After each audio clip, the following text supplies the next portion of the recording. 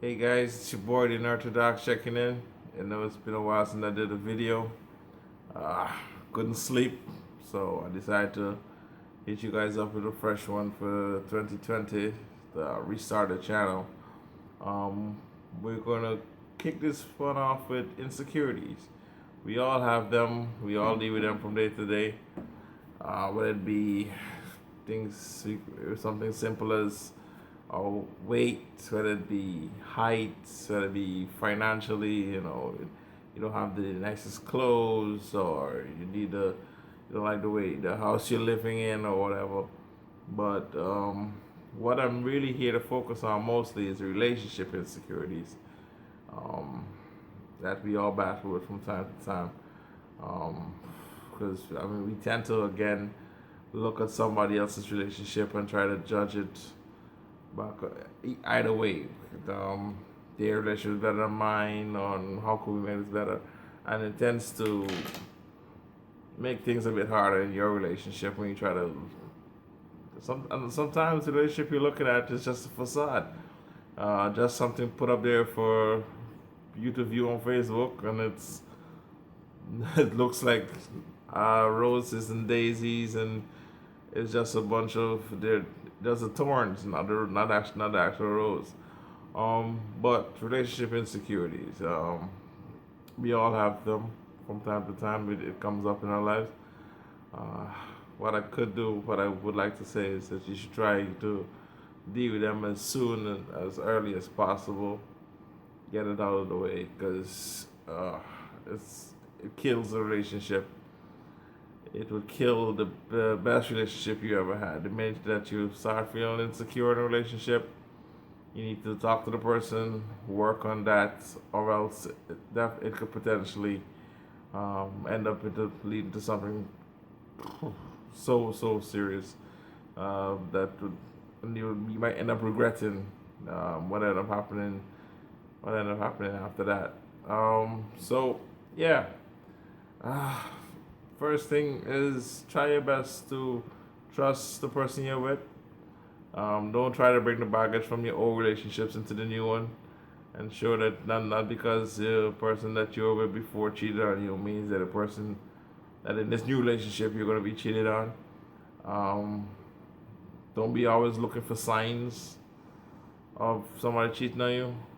Don't be always first thing. Try your best not to be overthinking shit. Don't be putting two and two together and getting 16. Okay, this happened and then this happened, so therefore this had to happen. No. Sometimes that coincidences do happen. Coincidences do happen. Um, Stop try not to be a stalker. Wait. Sometimes people do realize that life happens to everybody. I mean, there's some situations whereby somebody would message you, got a message at let's say now it's 1:30. You got a somebody message you at 1:30, but you read the message, you were planning on replying to it, but then somebody calls and gets your attention. You end up putting your phone down. You come back after 10 minutes or so, then you reply. So when it happens to you, don't be like, oh, um, this person just read my message and never even reply, and then be like, were you gone? Were you there? Why you can't reply to me? Let things play its course. Sometimes even if you think it, try to just quell it inside. Let them come back to the conversation and be like, oh, sorry about that, and I'm going to do something. Before you send 50 messages, and then when they come back and they're like, oh, sorry, the boss called me, and then you left there with your foot in your mouth, um, overreacting to shit that you had no reason to overreact to. So yeah, so again, try not to be a stalker.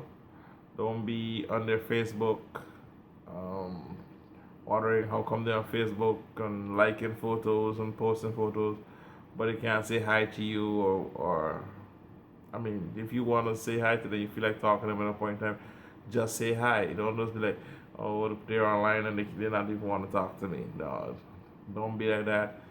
And do remember, Facebook, that active now doesn't always doesn't necessarily mean that person is actually active. I I could attest to that. So, um, yeah, I'll try not to be too much of a overprotective. Overprotective. I try my best to be as trusting as I could be. You know, be as open, and even if I don't think that even if I'm not feeling comfortable with it, so the situation, I might just let it go. Because at the end of the day, if something's gonna happen, it's gonna happen. If the relationship is gonna last, it will last. If not, then there's no need to be in a relationship and then you have to be policing it. So if you're gonna have to be policing your relationship, ensuring that it goes down this path, ensuring that this person sticks to a schedule, it's not gonna work. You're gonna have That's gonna be too much work on your behalf. It's gonna sooner or later it's gonna become overbearing for that person, and that might be end up being the reason that you end up getting cheated on in the first place because of how you want to schedule everything, how you try to be a bit overbearing and always smother the person. So deal. You have to deal with your insecurities, and if you have something to say it. If you want to ask something, ask it. But if you're gonna ask something, don't ask today, then ask again tomorrow, then 2 days on like ask again. You deal with it, answer. You gotta answer, and that's it. If it comes up again on its own, then you could deal with it again. You could have a conversation about it again then. But don't be, oh, so how come this today? And then they explain it. And you're like, oh, okay. And then 2 days later, then you think about it a bit more. And then you're like, but if that was the case, then why this didn't happen? Then you come back again with the Inquisition. It doesn't help. It doesn't help the situation. So please try to manage your insecurities. We all have them, but nothing could ruin a good thing like a relationship insecurity. And did you know, for the persons that don't, did you know that insecurities could be transferred? It's a transferable situation. If you're in a relationship, if you're in a relationship with somebody that's very insecure, always want to check your phone and be where you at, where you going, or what's not. You want you want that to be transferred. Trust me. Just take the time. If you're the person that's wondering like why this person's so insecure or what's not, trust me. Do not take the time to decide to do the same thing yourself. Because if you see something in there that you don't like,